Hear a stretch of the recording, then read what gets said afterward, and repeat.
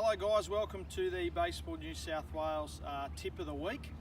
Today we're going to cover leads at first base, so some base running today, alright? So we've got to first base. Now before you take your lead, there's a little acronym or a saying that you want to go through that'll give you a little routine before you take your lead.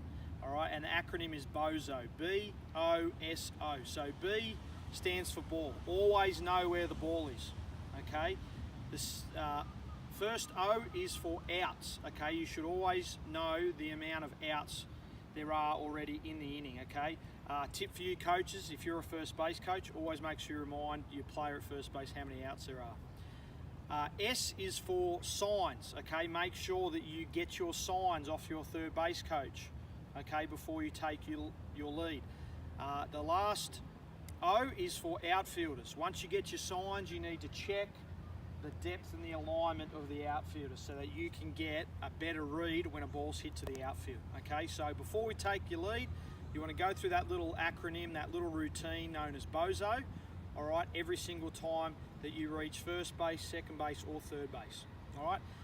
Now, in regards to our leads, all right, so a lot of kids are coming out of Zuka ball, machine pitch, Little League, and they're going into Junior League age and above where they have to start to learn to take leads, all right? So very, very simple way to learn how to take a lead is one, we're always looking at the pitcher. They have the ball. You're always going to start with your right foot. And I want you to think of this, right, left, square, okay? So while I'm looking at the pitcher, right, left, square.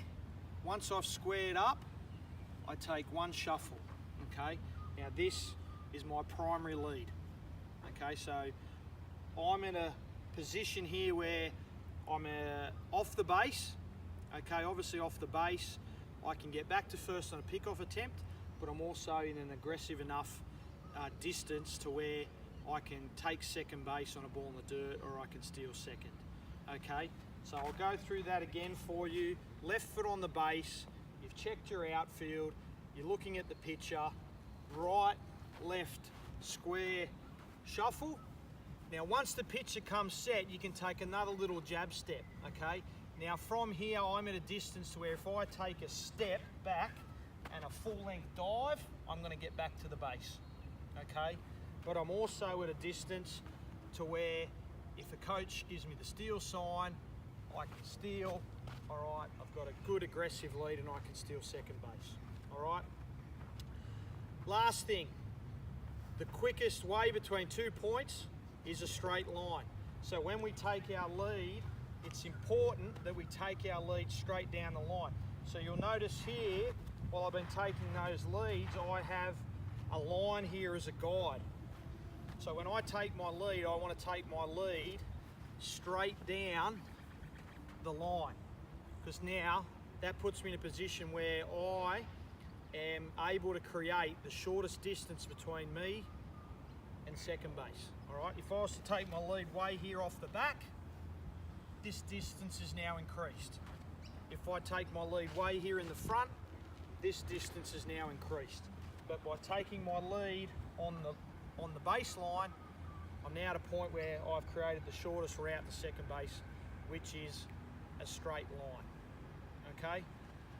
Finally, there's some coaches that'll say that you need to get out to a certain distance. It might be 10 feet, it might be 12 feet, it might be 15 feet.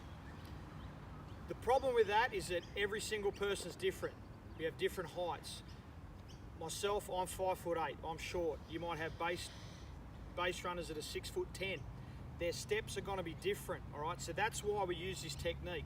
I know as a base runner that if I use this right, left, square, shuffle, and then jab, I'm at the same position every time.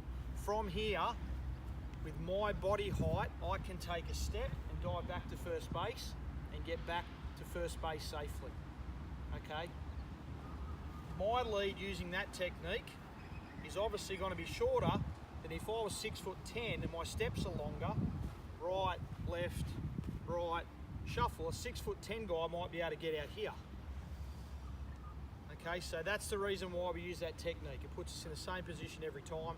where it's consistent, we're in a position where we can get back to the base with a step and a dive, but we're also in a position where we're aggressive enough to be able to take second base on a stolen base or a ball in the dirt.